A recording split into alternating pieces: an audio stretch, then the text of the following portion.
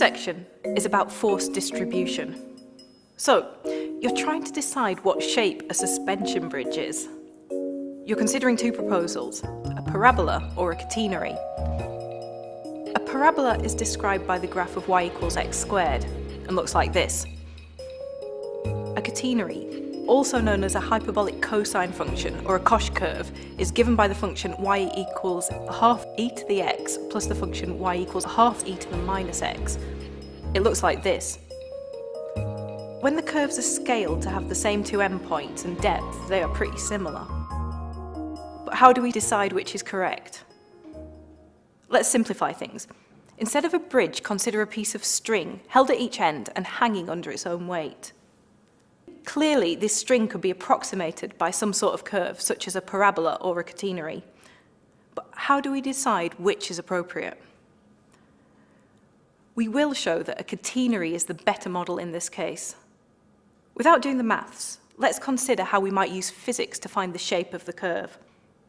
The key pieces of information that we need here are that the string is hanging under its own weight and that it's in equilibrium, which means that if we take any part of it, it must have zero force on it. So that's just what we do. We take part of it and we say that the only forces acting on this part of the string are its weight and the tension at either end. Balancing these three forces is the first step to finding the curve that represents the shape of the string. The important thing that we need to realize in this analysis is that the two tensions at either end of the piece of string are not equal and opposite. We're considering a curve, not something straight, so the tensions have to have different orientations.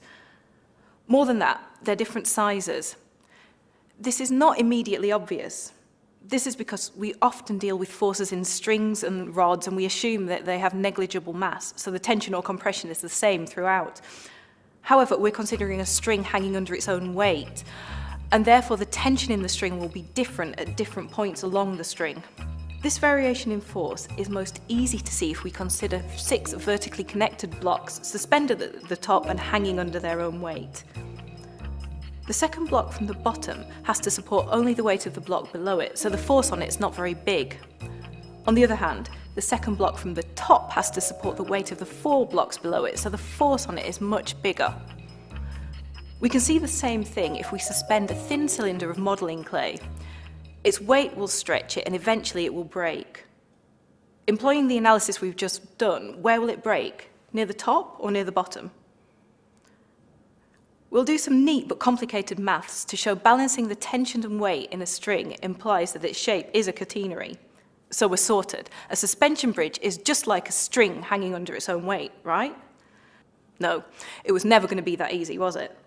True, a simple suspension bridge, a rope bridge, is a pretty good approximation for a string hanging under its own weight, and therefore a catenary.